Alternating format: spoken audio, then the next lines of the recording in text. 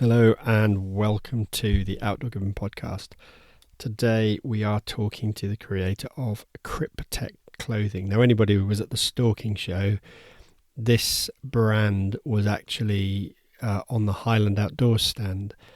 Bit of a different look of patterns and camouflage there. If you had a chance to look at it, some really stuff that was quite interesting. And having seen a bit of this actually out in the field, the breakup of that pattern is pretty impressive.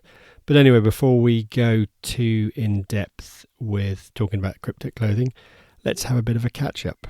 So the stalking show was a good number of weeks away now. It's probably a distant memory for some people, and people are planning for the 2025. We are moving forward rapidly. The season, well, it's end of May. It's almost beginning of June. The crops are coming up rapidly. The land is changing very quickly.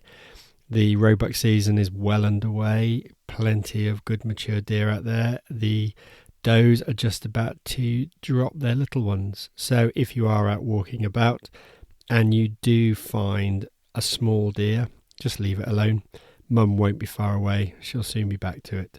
And make sure you tell all the people that you might know that go out walking the dog and stuff like that to do exactly the same. There must be something with the weather as well. The local game farm that I set the incubators up on and all the rest of it is having some amazing times. The birds are laying a lot of eggs and he's getting some absolutely fantastic hatches to the point where he's actually now got extra day-old chicks available for sale. And I don't just mean a few extra, it's almost like 2,000 or 3,000 extra chicks available for sale.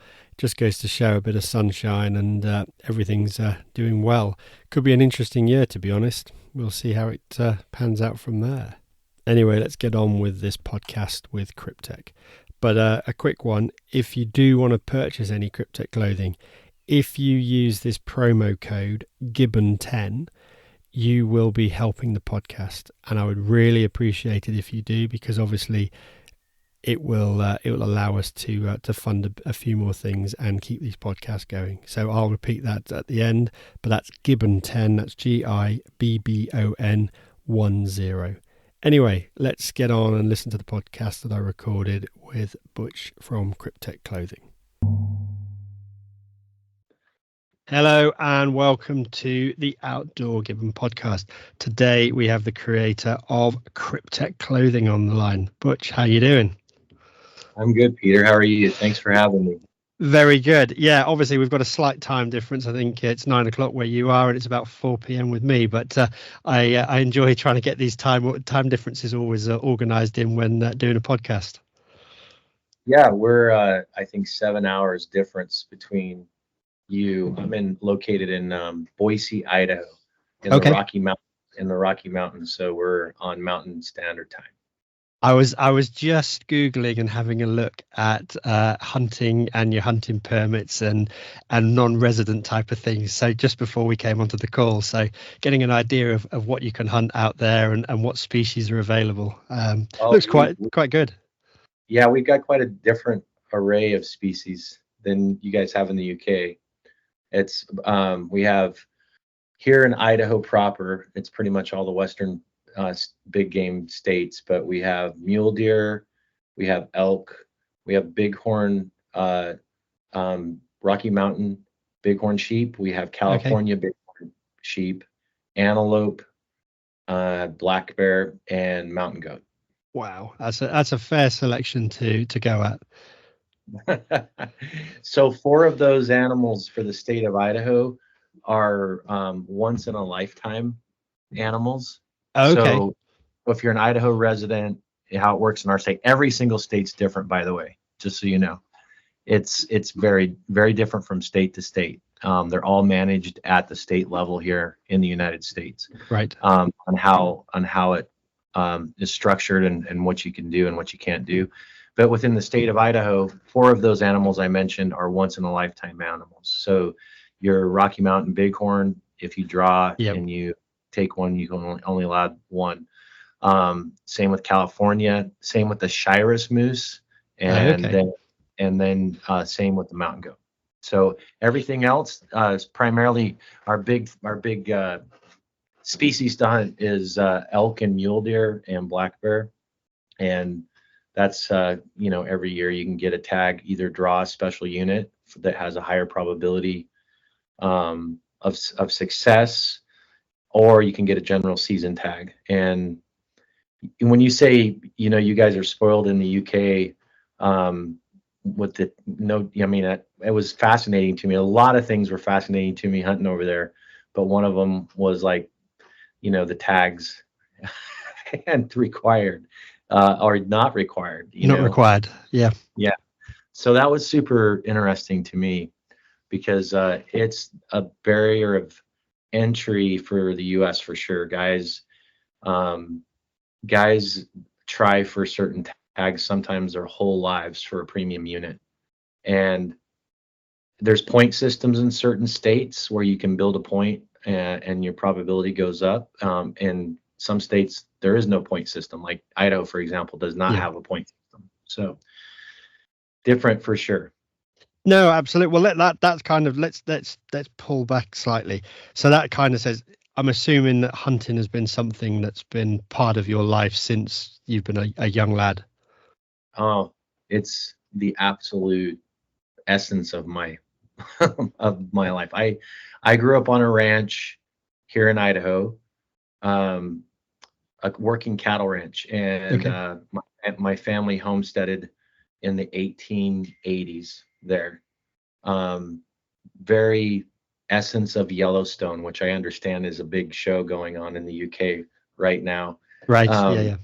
But hunting was the center of gravity of our family culture, and we had general season on the ranch where we were at. It was general season tags, so we didn't have to put in for them. You could just go over the counter and buy them. Okay. And for 2 weeks every October, that was a massive family reunion where all my aunts and uncles and cousins and nephews would all come together, and basically that 2 weeks was extremely sacred. Mule deer season, primarily mule deer, because we had a lot of mule deer on that ranch. And so, and then the essence was fill in the freezer. So my great grandparents had the mentality that the cattle were for market and making money, and the mule deer were for the kitchen table. Brilliant way to do it, though. At the end of the day, absolutely. Yeah. So really super strong hunting culture, and that's kind of set the foundation for the Cryptek brand ultimately. Well, that was it. So it was kind of coming through to say, obviously, how did Cryptek come into being? Because there's many other clothing brands out there, but obviously Cryptek's come, looking at just having a look through your website and all the rest of it. Cryptek you've covered so many different areas. Let's start. Why did Cryptek come into being? Yeah, so you take that really super strong hunting culture that we were talking about. I had on my dad's side of the family, to paint the whole backstory here, my grandfather on that side of the family was a first sergeant in the 82nd Airborne in World War II. Okay. And so he had installed me a really strong passion for the military, and basically insisted that I do everything I could possibly to become an officer in the U.S. Army. And he was also very influential and a competitive shooter. And so it all kind of blends together with regards to the fiber of the Cryptek brand. But I went to school, university, as you guys would call it, college at Gonzaga University in Washington. I got my degree in mechanical engineering. Okay. And my senior year, I did my senior design project for High Country Archery, which at that time was the most premium bow brand in the United States, and very significant in the central and eastern United States, hyper focused on the whitetail hunting market. Right. Right. Yeah. So it was a super cool year for me. I converted the basement of the engineering building into an archery range. I had a few other engineers that were part of my class that I was working with, and we had, a bat line to high country archery, and it was super fun.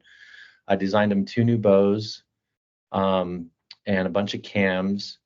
And at the same time that was going on, I was palling around and hunting and shooting a lot of 3D archery shoots with a guy here in the States named Dan Evans. And Okay. we were making these 3D Platinum Premiere. We're taking these 3D Platinum Premiere rests. We take them apart. We're making fall away rests before there was fall away rests. And so fast forward, I was selected for U.S. Army Flight School. I went to U.S. Army Flight School. I was selected for Apache attack helicopters, became an Apache pilot. Now I'm in the military. I'm flying helicopters, and I'm kind of picking up a hunting magazine, and I'm seeing that my buddy Dan Evans launched a brand called Trophy Taker Arrow Rests. And Okay. in the year 2000, one of the bows that I designed was called the Carbon Forerunner, High Country Carbon Forerunner, became bow of the year. It was the best bow on the market. And that same year, Dan Evans had his first fall away rest that was publicly available, commercially available, was archery product of the year. So fast forward in that and how Kryptek comes about, right? It's a segue into it, because once 9/11 hit, every time I got a care package and I opened it up, there would be a hunting magazine in there. Okay. Eastman's Hunting, super popular Western hunting brand, was always in there. And then there'd be others. And I'd open that magazine up and there would be a picture of my buddy as an ad selling his product. And I was like, son of a bitch, if he can do this, I can do it. And so Yeah. so as I go through this whole thing, once the war on terror started, there's all this mass improvements that happened across all the different platforms, whether it was communications, weapons, and so on. And one of those was in apparel, and specifically in special operations apparel. Yep. And so I was starting to see like all these cool integrated knee systems, waist adjustments, all this stuff that was built in. And it was basically like looking at it and going, man, that would be really good in the civilian hunting market, those ideas and those Okay. features. And so I wrote a 25-page business model, and basically we started to circulate it around.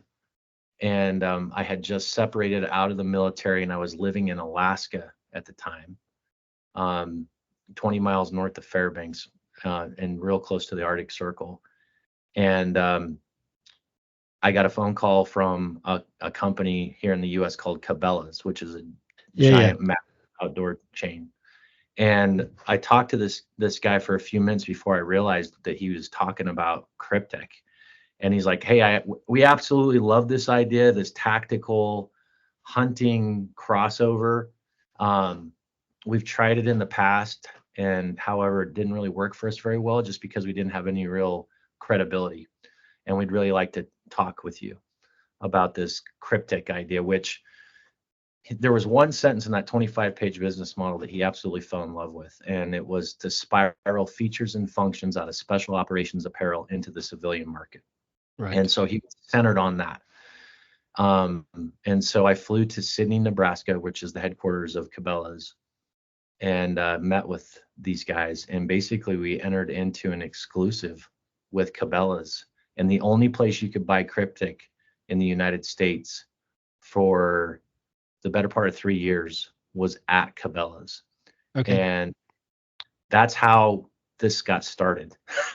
That's fantastic. Yeah. Yeah, it was this massive, miraculous break. And I look back on that now, and I can kind of see more business aspect of it, on what Cabela's was doing and why they did it. They made a shit ton of money, and we made dickhole. And I didn't even really understand the economics. There was some other third-party guys. Kryptek just started, basically, we went right into hobby phase, is what I call it. And there's a lot of reasoning behind, why they made the moves and so on. But it was our initial first launch into the outdoor industry.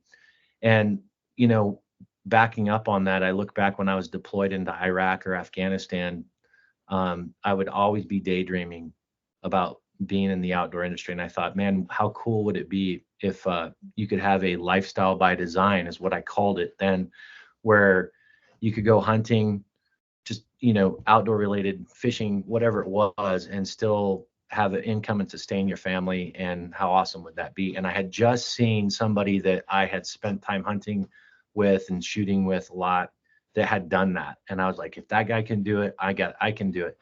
I always thought it would be back into the archery industry because of that experience in college. But it was off a few azimuths, and basically was accelerated into the apparel industry. And that was how it all came together.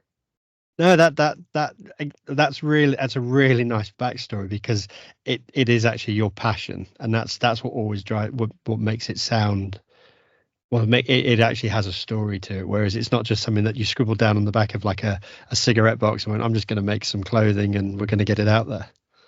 The passion for hunting was absolutely the center of gravity. I mean, to be quite honest and frank, it could have been off an azimuth or two, and it could have been in another area or category. I was mostly interested in being in the hunting industry primarily, and then being able to go do hunts in the name of work. No, I think that's everybody that listens to this that probably goes out there. It's one of those tricky ones, isn't it? That you take the passion, you've got your passion for hunting, but if you turn it into a business, sometimes it can destroy the passion for your hobby kind of thing. But obviously, you've managed to make the two come together and work really well. I've had it ebb and flow where I'm like, what the shit? What have we done here? Yeah. But for the most part, I've also been so extremely blessed. I've been able to hunt all over the world and in places that I would have never been able to hunt or afford to go hunt had I stayed in the military and finished out my career there. And now, with all that said, I absolutely loved the military, and the most prized thing I've ever done in my life is lead American soldiers in combat. And flying, one of the most lethal weapon platforms in the American arsenal, and basically hunting. That's what I was doing. That's the reason why I fell in love with Apache attack helicopters, was because I was hunting on the battlefield. It was just not the same as, the type of hunting that we're yeah. It's not going to put food on the table, but it's still using all those skills and that knowledge that you've got.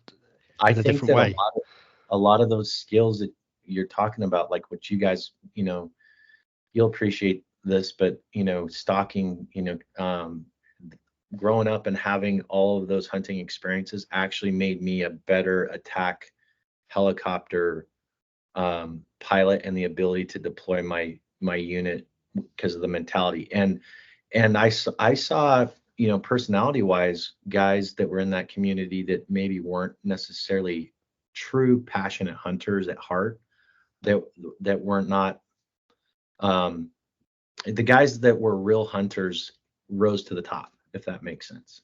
Yeah. And those skill sets played a role for sure. Fantastic. So obviously, looking at the Cryptek line, is it just a product that's been designed for guys, or is there a ladies range in there? Because obviously with hunting clothes, it's a really tricky one, and there's always that sort of, this is just a range that's made for men, and there isn't a ladies range. But is that something you guys have looked at, or how are you going with the product? We've actually done it, and it was very well done, and extremely technical. And that was primarily driven because I have 2 daughters and a wife that love hunting as well. And right. And other individuals involved within Cryptek also had, women that were a part of their lives that hunted. So the collection was hyper focused on women cut and fit.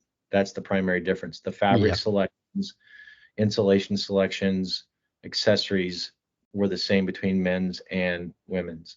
We were a little bit probably early to market on the US side.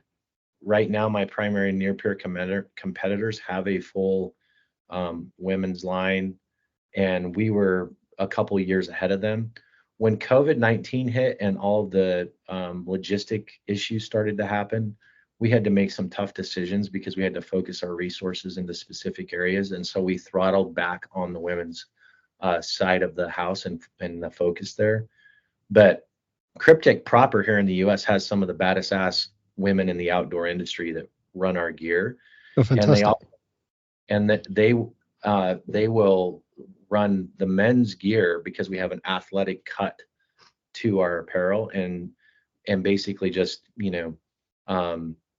get the right men's size for them.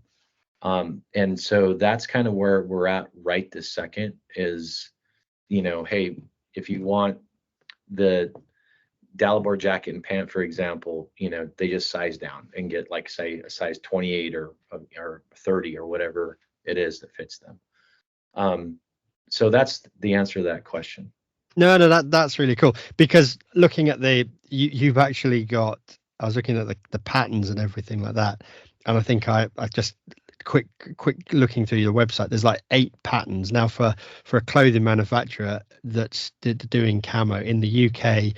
You're lucky to find that there's 1 or 2, possibly they might have a slightly different, but you've got something like altitude, Highlander, transition, Skyfall, Dead Zone, Wraith. Basically you cover every type of potential hunting scenario out there. Yeah, well, there's a lot of backstory on the Cryptek camo. And so when we first launched with Cabela's, we were not in Cryptek camo. We were in another camo pattern called Mothwing Mountain Mimicry. Okay. And Mothwing Mountain Mimicry was a good pattern, right? And it was effective. But we had this aspiration to develop our own camouflage patterns at some point. But when Cabela's came to us, that's what they said they wanted. They didn't say, hey, this would be great. We love your idea, the whole battlefield to backcountry, this tactical hunting crossover, and we really want you to develop your own camo pattern so you can really be different. What happened was we had this aspiration. We had just started hobby phase. The other founder was still active duty in the military. I had just separated.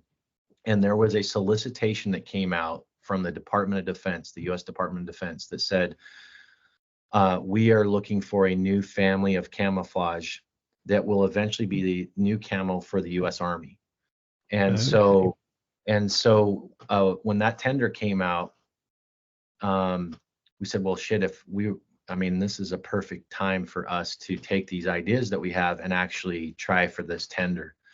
And the way that the tender was written is that they were looking for 3 camouflage patterns to cover 3 specific geographic areas. And the way the U.S. Department of Defense breaks down the world, they have a arid / desert environments. They have a woodland / green jungle environment that can cross over. And then they have a transitional environment. And a transitional environment is considered everything in between woodland and desert. So what they had requested was, we want these 3 camouflage patterns to be submitted. We need to have the same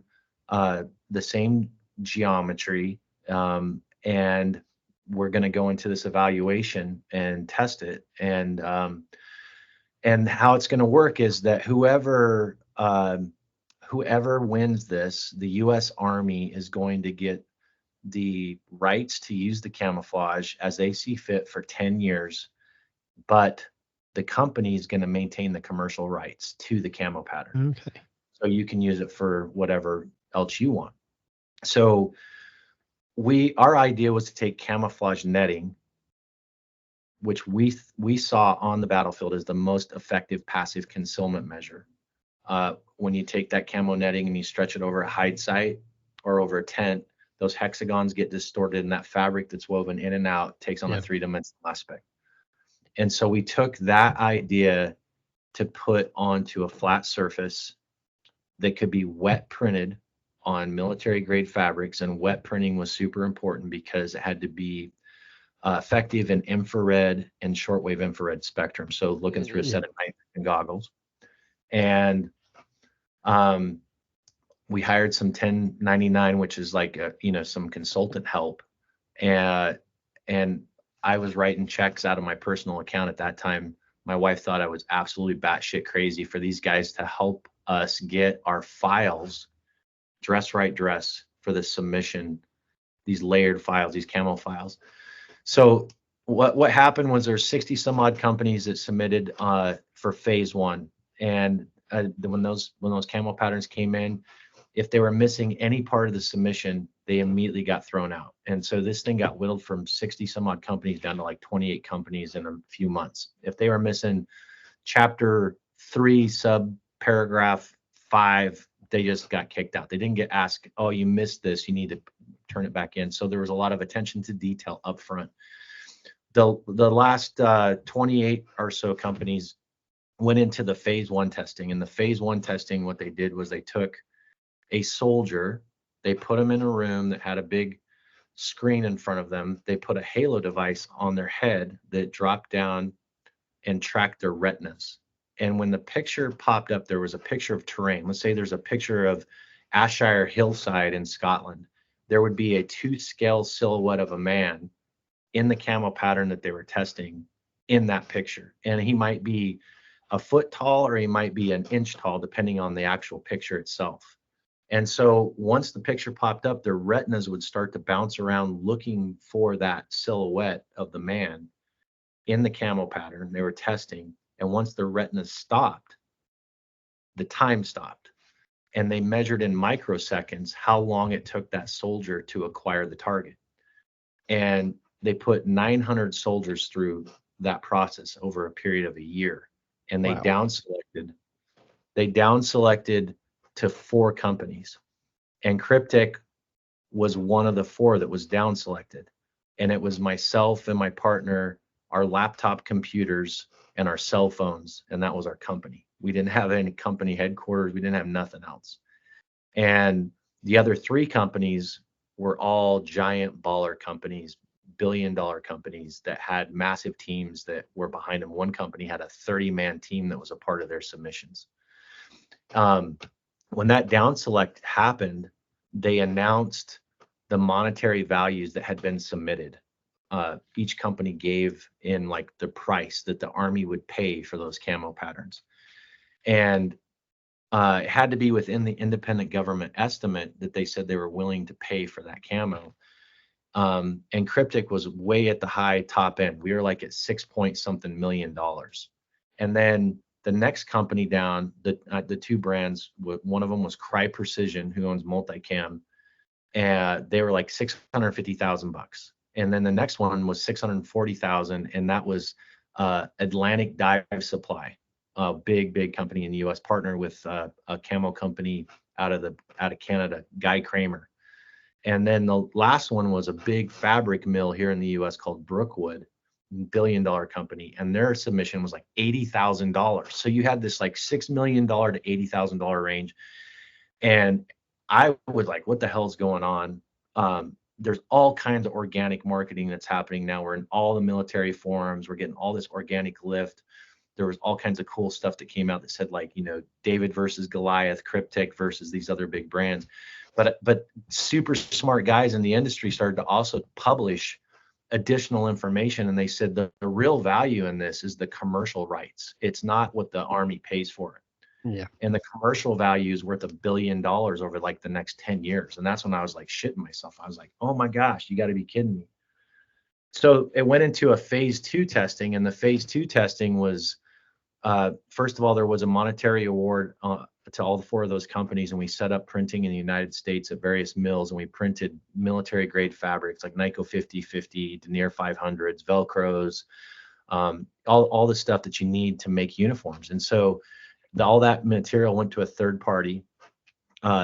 They cut and sewed uniforms, and the phase 2 testing started, and that was all force on force naked eye acquisitions at all the military installations in the United States and all the FOBs in Afghanistan, Iraq, and in Africa as well. And Right. They were also doing nighttime high illume acquisition testing under NVGs. That went on for the better part of 2 years. And so this thing is getting really stretched out. The US government spent a shit ton of money while this is going. And while this is going on, I go back to Sidney, Nebraska for a meeting with Cabela's, and I'm sitting down there talking to them about beanies and gloves and hats and all this stuff, just meeting with the guys. And I happened to have a swatch of Cryptek Highlander, which was our transitional submission to the US government, in my backpack. And so the meeting's over, and I pull this swatch out, and I'm like, oh, by the way, lay the swatch on the table. We're a part of this U.S. Army camo improvement effort. We've been down selected, blah, blah, blah. I start telling him the story. And he's like, hold on a minute. And he goes running out of this meeting room. He goes upstairs. And the next thing I know, there's like 30 or 40 people from the headquarters that are in this room. And he's like, now tell that story again. So I tell him the story again. And they were like, well, can we use this can we have this on the hunting apparel? And I was like, holy shit, I don't know. I'll have to get back to you on that.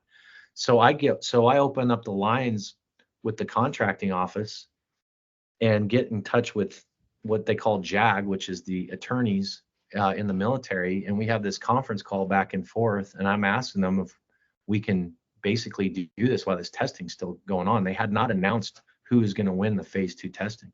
And they basically said, well, you have the commercial rights to it. Even if you win, you're going to be able to do with it what you want. So we coordinate with Cabela's, and they said, we want to do 10% of our order in this new Cryptek Highlander just to test it, and we're going to see how it goes. And I was like, well, that seems pretty fair. And the bottom line is, instead of doing 10%, they did 90%. Wow. And the next thing I know, Cryptek is fully launched in the hunting industry with camouflage patterns. That one specifically that was meant for the U.S. Army, and it's still ongoing. So the end state is, when you say we got a lot of camo patterns, first of all, to put a bow on the U.S. Army camo improvement effort, it got super political. All this lobbying started in Congress and the Senate and their various stuff. The bottom line is there was a big initiative that fizzled out, but a bill got passed in Congress that said the entire U.S. military is all going to go to the same camo by this certain date. So Air Force, Marine Corps, Coast Guard, Border Patrol, anyone federally funded was all going to go to the same camo. And you wouldn't be able to tell the difference between a Marine and an airman if from 50 feet away. And so what happened is the U.S. Army did not issue an award. They did not issue any of the phase 2 test results to anyone. They kept it all under wraps and basically took $10 million plus of testing and let it sit. In the meantime, we had a launch into Cabela's. We also had a massive penetration into U.S. Special Operations and Coalition Special Operations. Okay.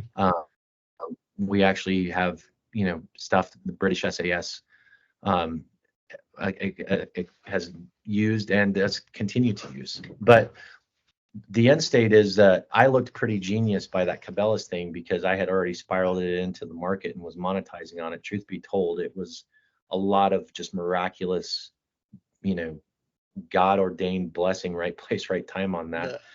And to this day, we're the only camouflage pattern that's in the civilian market that's been extensively tested by the U.S. Department of Defense and selectively used by special operations units. But that's brilliant, really. It just goes to show that obviously for the people of the UK market, Cryptek is something that's just it's just coming into it. It's going out, there's adverts and things like that. And I think there's a few guys here, a few stalkers testing it and stuff like that. But obviously it's not a big name, whereas out in the States, you guys, it's been tested, it's out there, people are using it, but it's just so that people can understand.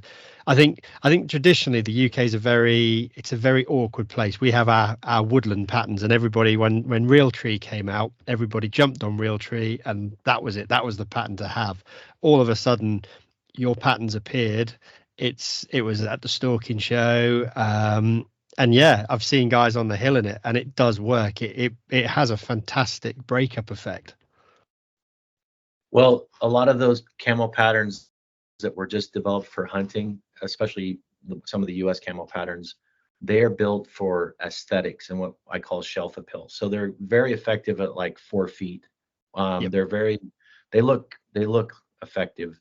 What happens is once you get out to a certain distance, you become a blob, and they're not functional at a further distance, a few hundred yards, or the max effective range of a 5.56, which is 300 yards. So that was a major difference. When we came in, we completely disrupted real tree and mossy oak in the U.S.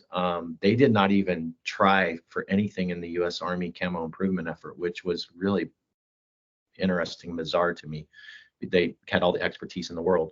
And to answer your question on the rest of the story with like Cryptek's plethora of camo patterns, all the camo patterns, there's really only two macro and micro patterns. There's the original family, which my guys now call OG, which is like the Highlander, the transitional. That was the original military inspired camo netting.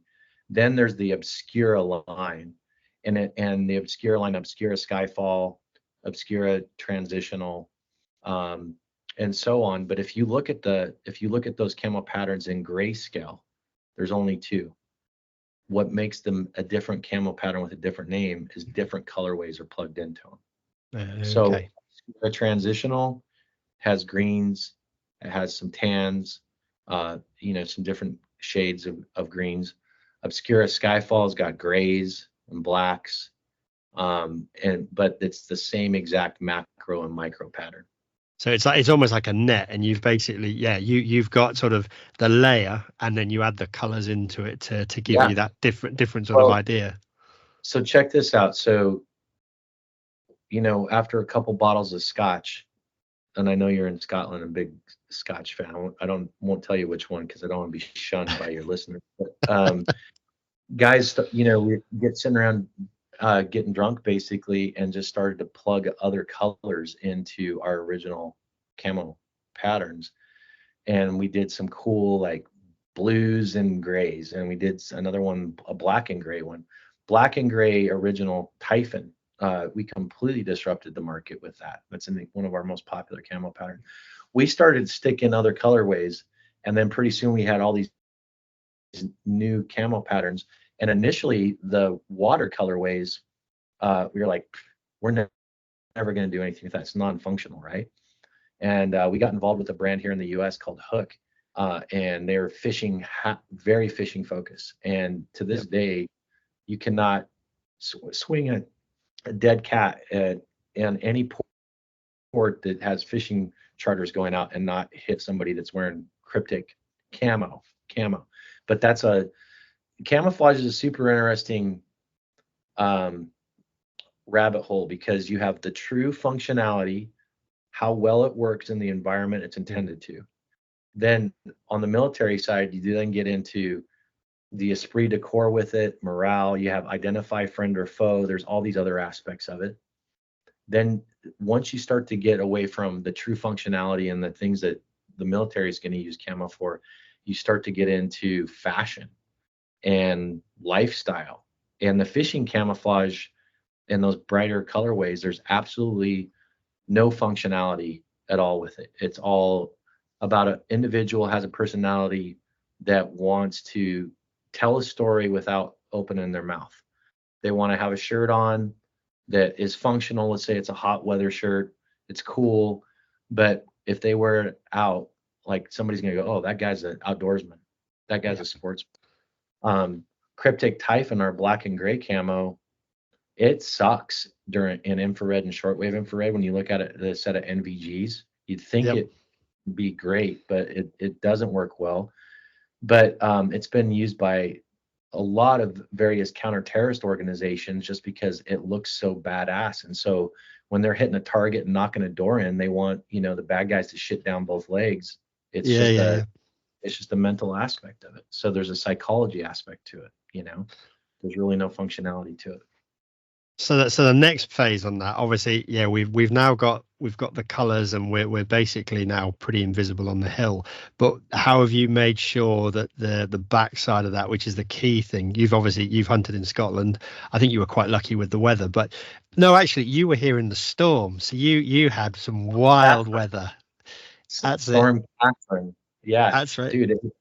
Actually, I've never experienced winds like I experienced in Scotland. I've never been in a 70-mile-an-hour wind gusting to 90 where I couldn't breathe if I faced straight into the wind. Takes your breath away, doesn't it? That was my season this year, hunting taking guys out for stags. Took two guys up on the hill in a red weather warning, so that was 90 to 100 mile an hour winds and rain. And yeah, we popped up over the top of the corrie, and I just walked in a semicircle back down to the hole where we were sat, and the guy goes, "You don't have to say anything. We're not going any further, are we?" I'm like, "No, we're going down." Still got them two stags. But yeah. Well, I mean, anybody that had common sense that wasn't forced to go hunt because we were only had so many days. And you actually, it's not even, break it down even further. We were hunting roebuck, so you only had the mornings and just before dark, right? Yep. And so it was limited. So we're like, well, we're going to go no matter what. And it was either pissing rain, like a real good storm, but the wind was like, nobody in their right mind would go hunting that.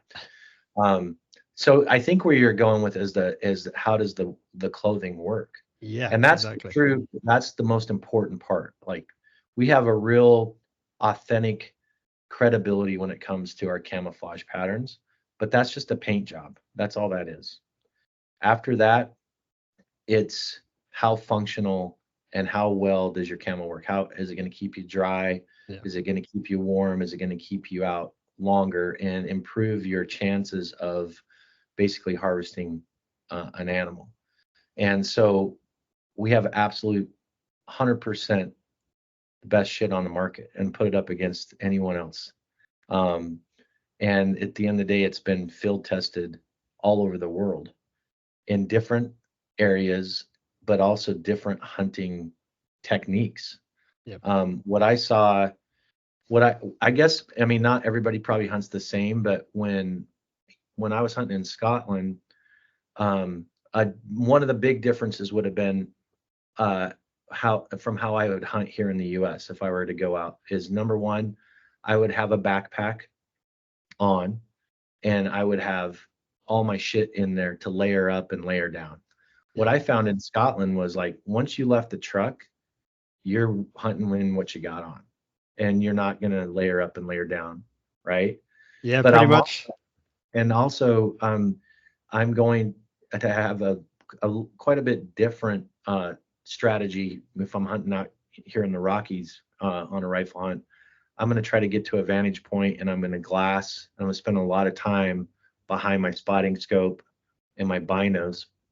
One of the things that really stood out to me is, at least everybody I hunted with in the UK and Scotland was all hunting with a monocular thermal. I don't know how if that's every single person out there, but not really. No, there's a lot of difference. So if you came further up to us in the Highlands, if we were taking you out for the stags, we'd probably spend the morning driving up and down the glen with a telescope looking for the animal. Okay. And then after, similar to what you're doing, and then after that, once we've got a plan, we would normally go for it, and just with no thermals at that point, we ditch the thermals, because the hill can change, the weather can change, a thermal could be useless, it's just extra weight. So at that point, it's binoculars and you're off. So that's super similar to the Western hunt. So you're actually starting from your vehicle, though. You're going to glass from your vehicle. Yep. Okay.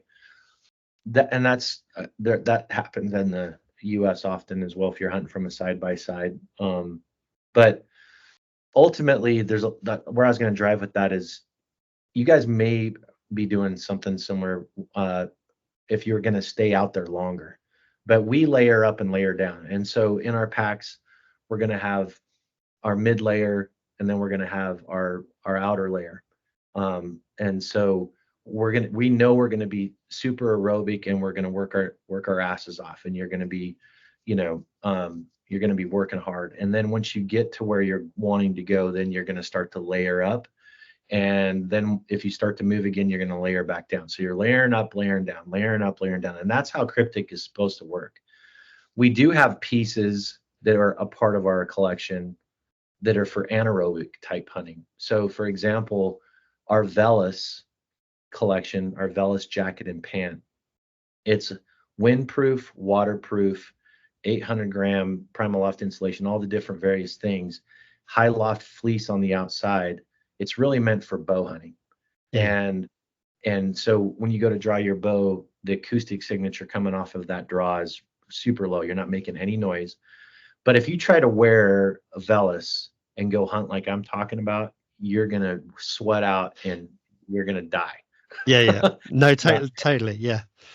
I think and we got most guys over here, like with the roebuck and stuff like that you experience, it's kind of, you get up early in the morning, you go out, it's a bit of a quick walk potentially, and then it's a bit of slow stalking, and hopefully you'll get someone in your sights and take the shot. So you don't need the layering up, layering down. But again, right, it depends on where you are. Like if we're on the day on the hill for the stags, we're out at 9 o'clock and you might not be back in until 3 in the afternoon. And yes, you do have that period. We do have a rucksack. So I've been using all season like a Vaughan rucksack with the rifle in it, so that literally I've got my food in there. I might take a layer off and pack it down depending on the weather. So that's similar to what you're doing. perfect. Well, that's how our kits intended. Depending on the time of the year and the way you're hunting, all those play in. But ultimately, you'd buy a system, and you could go out and hunt, whether it was, our archery elk season, it's very warm, it can be 90 degrees. Yeah. And so we have hot weather pieces, and you would never have like your puffy jacket. And I mean, you might wear it in the mornings. It can get chilly in the mornings, but for the most part, we have collections that cover the entire seasonality from hot weather to extreme cold weather and everything in between.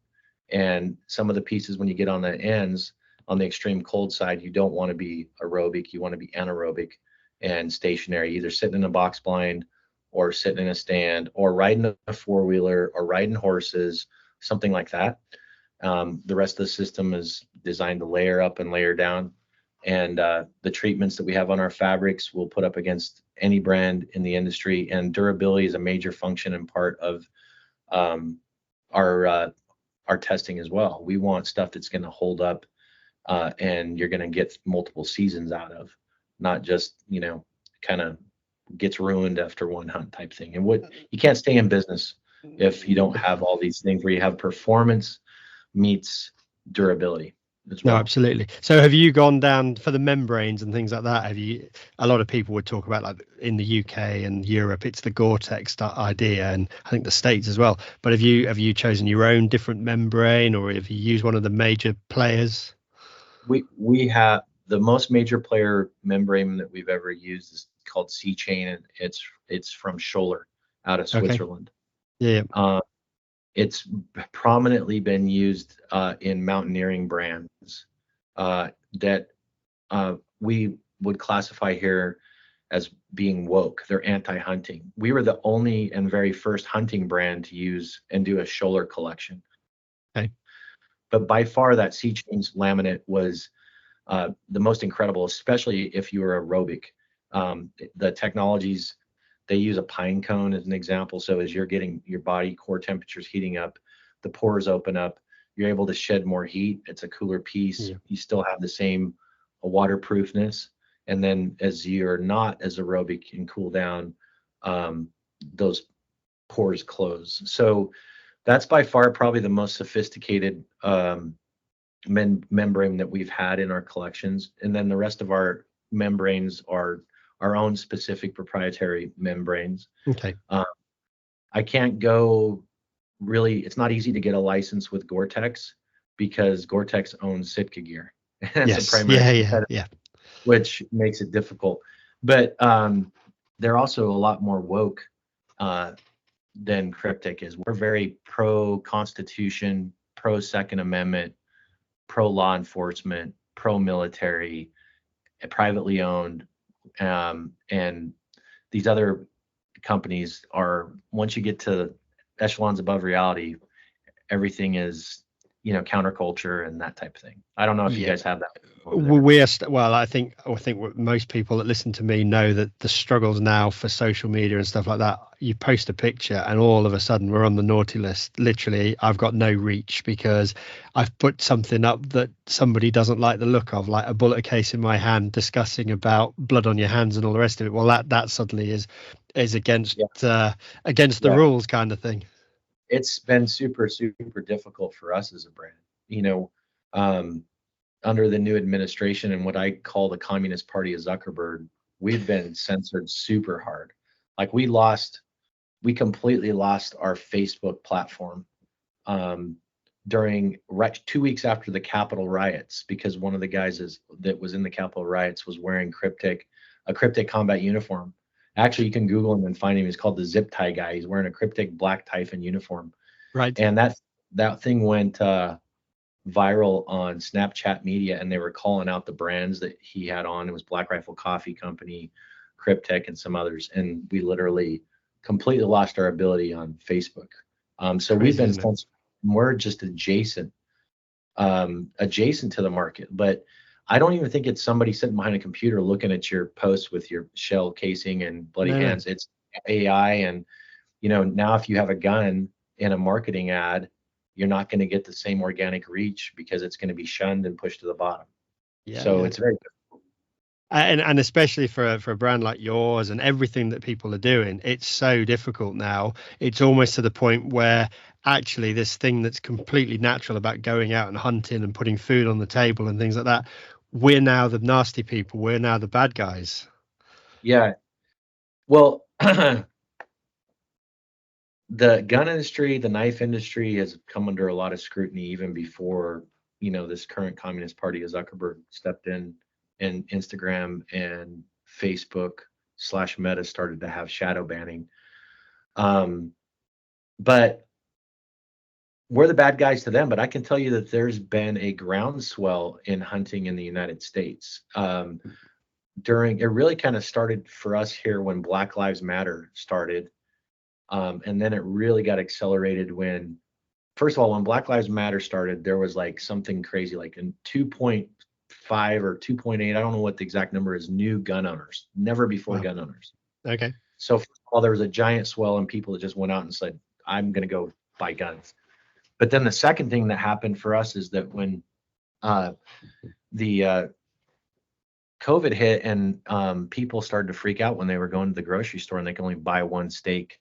They were being rationed, besides the toilet paper, food was in there. And so all of a sudden there was a groundswell and in self-reliance and self-sustainment. And so gardening just blew up. There was people putting gardens like on the ditch bank behind their fence, and in the roadway. There was also guys that I think were like, hey, I remember how uncle or grandpa or whomever or somebody I knew went out and filled the freezer. And so I want to be able to do that. Yeah. And the number of hunting licenses purchased went through the roof as well.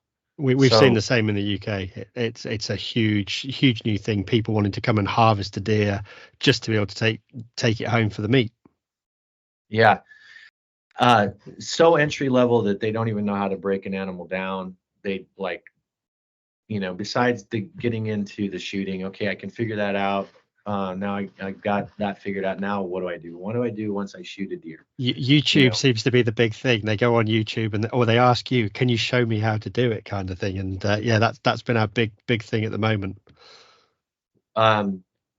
It's I use the gutless method, but I've been doing that for like over a decade, and it's just kind of funny how like the last 4 years that's become like this whole new, hey, do you use the gutless method? I'm like, yeah, dude, why do I want to? I can get everything I need. I don't need to get myself hammered here with all gory and bloody and stuff. But yeah, YouTube's a giant resource for sure here in the US as well. Yeah. So let's draw it back in, because I understand we've been talking for a while. Where's the future of Kryptek heading? What's new? What's coming through? Obviously, you've hit the UK market now. Just tell us a bit more. So one of the things that is really consistent, let's talk UK first, is just in solid colors. And what I got to experience was, especially in England, I felt like the guys that I was hunting with, they were completely immersed into the industry and the culture, and awesome. I had a great time. It was fantastic. I can't wait to come back and do it again. But what I noticed was, like, when we would go to the pub for lunch, they were taking their camo off and putting something else on solid. Yep. And the theme that I got was, they want to have stuff that they can be wearing that's going to perform for them while they're hunting, but then they also just want to be able to go straight into the supermarket or go straight into the pub, or not have to be wearing camo. In the US, it's completely different. Like, when it's hunting season, you don't take your shit off. If you want to run into McDonald's, guys will be in there. I mean, there's certain places where, where I'm at here, where you'll go in for a lunch and every single person in there is wearing camo. They didn't even think about that. And so there's a cultural aspect that needs to be addressed there. And solids have really kind of become more popular in the US as well, but not to the level that it is in the UK. And so the request that we have is, we love this pant. We absolutely think this is the best thing we've ever seen. Can we get it in a solid? And so there's going to be an increase in the solids that are offered by Cryptek. Okay. And it's not just going to be isolated to the UK. It'll go to all our international distributors, and then also be offered in the US market.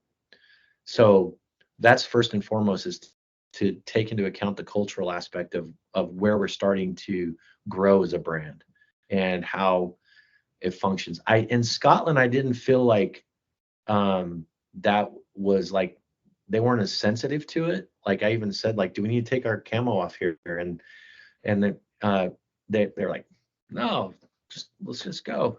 Yeah, it's a bit different once you cross the border, but yeah, it'll depend where you are, because obviously a lot of the estates are still very traditional, and some of the stalking estates, you'd go out and the guy would still be in full tweed taking you on the hill. Yeah. And don't get me wrong, I think that is, you guys have so much history compared to the US. When I was, just to put in perspective, we went to a castle, I can't remember the name of it, don't shun me. It's like a state, you got to have a little card, and it's super, like, pristine, and it's incredible gun collection in it. But as I'm walking around on this estate, there's this really super cannon, cool cannon. There was all kinds of cannons, but this one jumped out at me. And it had a fluted barrel on the outside. And so I was like, oh my gosh, that has a lot of work. So I kind of went up and started looking at it, and it had a time, the date on the back of the cannon. And I think it was 1583. And I'm like, holy shit, you got to be kidding me. In the US, the only thing we'd have that old would be Native American petroglyphs. Yeah. But that aspect of that culture, and how, like, with the driven drives that they do for pheasants and stuff, I think it's pretty damn cool, personally. And so I get that, in the UK there's going to be that connection and stuff, but I also know that once the stalkers get to experience real performance, apparel, they're like, Yeah. shit, this is nice. This is great. I mean, everything we're talking about, durability, whether it's windproof, waterproof, stretch, all those things, plus looks good. And I feel good when I go in the pub wearing it. I mean, yeah, that's the big thing. The reason for taking the camo off, it's still, we've got a very strange culture in the UK, and it has become more and more that they like to buy their supermarket meat, and they don't, and everybody that hunts is a bit of a killer. But here, okay, so I got to get my head wrapped around the rest of this deal. You know how I was talking about functionality into almost fashion. Yeah. My wife and I were fortunate enough to be able to spend a few days in London, and she had this one place on her bucket list that she wanted to go to. And of course I'm in tow, right? Whatever. So we end up going to this massive department store called Harrods. All right. Yep. And so I go up in the men's section and I see all the brands listed and I recognize quite a few of them. Some of them I don't. I couldn't believe the amount of camouflage that was up there on these jackets that I was like, holy shit, this is like a $2,500 pound or 2,500 pound jacket.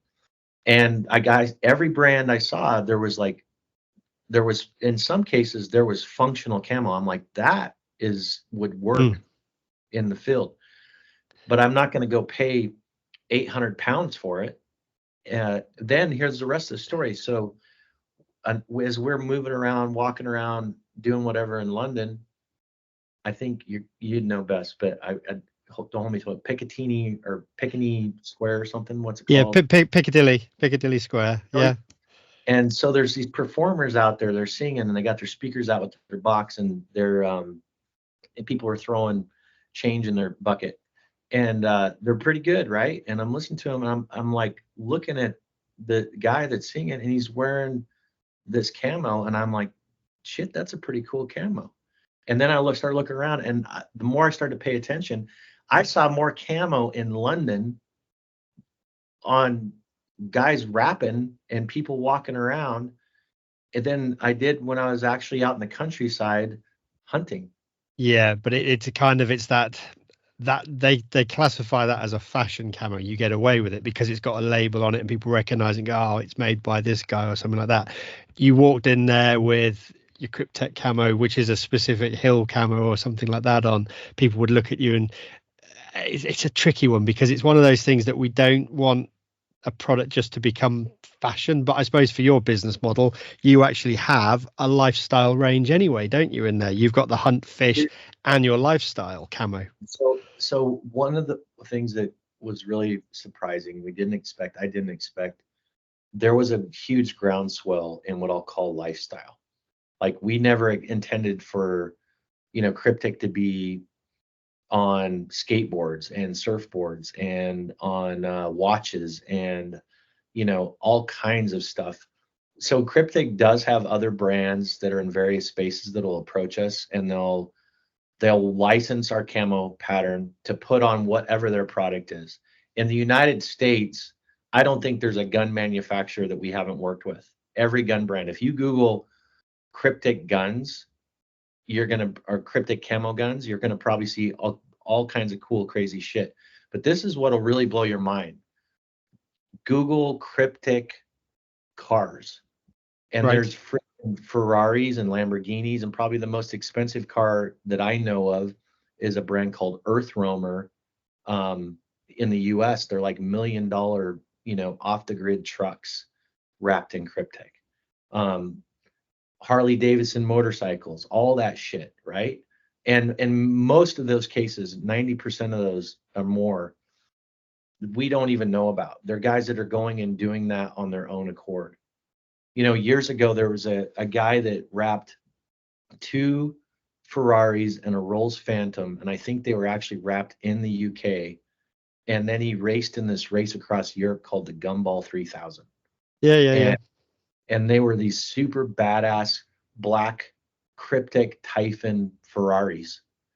And that dude reached out on his own accord. I mean, like, what do you do when you get a phone call and then some guy's like, hey, I'd like permission to wrap my Ferraris because I'm going to be in this race?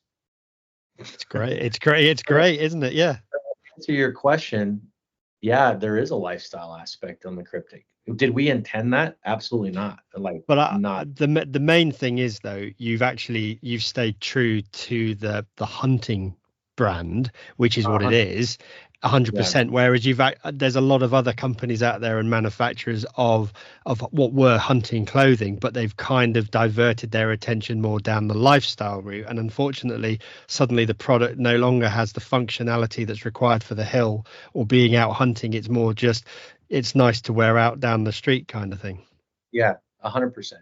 And there are great mountaineering brands, like I can rattle off half a dozen of them that make absolutely great, functional apparel that usually comes in a color that you don't want, but then they're anti-hunting. And so now you're going to go buy a product that doesn't agree with your lifestyle. And so that's the thing that is different with Kryptek. is That's that cool. the culture of hunting is absolutely the essence of the brand. Well, it means that, wearing it, you feel it's almost a family, isn't it? It's that ability to go, if I'm wearing this, I'm part of the family, and everybody that technically should be, that is wearing this, has the same outlook on lifestyle at the end Yeah. of the day. Yeah, we have had a massive cult following with guys getting cryptic tattoos even. But one of the things that I've tried to break this paradigm is that some of the hunters in the US have felt like, well, I can't wear cryptic because I didn't serve in the military. And somehow along our brand life, that became like this idea. Absolutely not. We support and love the military, but we want people that truly believe in this lifestyle, that stand for the same philosophies, they have the same mentalities. And that was almost a barrier for us. We got feedback from various large entities that are hunting focused here in the U.S. With the same thing, like, hey, a lot of guys think that they can't wear cryptic because they didn't serve, and so we've tried to make sure that that's absolutely not a necessity, but they Yeah. can appreciate at least, like, hey, these guys are military guys, and they actually had real world combat experience, and a lot of those ideas and inspirations came from that time that they were deployed in, fighting our nation's battles and world's battles, and living in a third world shithole, daydreaming about being in the backcountry. Backcountry, yeah, waiting for that prize deer to walk across in front of you, kind of thing. That's right. Yeah, for sure. Well, I think that kind of nicely brings us to a sort of a conclusion. So I'm going to say thank you ever so much. Unless there's any questions you've got for me as a UK hunter, or were they all answered for you? No, I mean, I just had an absolute great time over there. I actually appreciated um, the ability to have some time free in the middle of the day to go see sites. It was a lot of fun for me to have my wife on this hunt, especially in that obscene windstorm, because I wouldn't have been able to describe. Do you know that windstorm actually blew her over? She like got No, really? Oh, wow. off her feet. But the fun part about that was we were also able to, go actually experience uh, the countryside and some sites and things. And I would love to spend a month in Scotland. Wow. Also, northern England was incredible. I don't really have any a desire to go spend any time in London ever again. Um, between you and I, but it's just not my cup of tea, dude. I mean, No, no. no, I, I'm not. I I moved up from the south when I was small, and I've gradually worked my way up the country, and now I live in as pretty much as far up on the east coast of Scotland as you can go. And yeah, having to visit family down there, I like to drop in, say hello, but I'm more happy when the truck's burning back up the motorway and heading north again. It's Yeah. too busy, too many people, and there's not enough countryside. Well, you guys have a absolutely beautiful countryside, and I can't wait to get back over there and experience it again. Um, so hopefully next time I'm over there, we can get linked up. Yeah, definitely, definitely. Anyway, thank you ever so much for taking the time to talk to me, and hopefully the listeners will have a bit more of an understanding about Kryptek, and we'll start seeing, and I'll explain it later on, and put links in where they can go and see it and buy it from, and yeah, hopefully you'll start seeing more hunters in the UK in Kryptek. I hope so as well. Thank you for your time. It's been a pleasure, man. No worries. Cheers. Thanks a lot. Take care. Thanks for listening again to another episode of The Outdoor Gibbon. Hopefully you find that interesting. It certainly is a hunting clothing with a passionate hunting background. And it seems to be very big in the States, and obviously people are really liking it. So give it a look, give it a chance. As I say, if you do want to purchase anything, don't forget to use that promo code that we've got, which is Gibbon10. And everything you do off that is going to benefit this podcast. So thank you very much, and we'll catch you on the next one.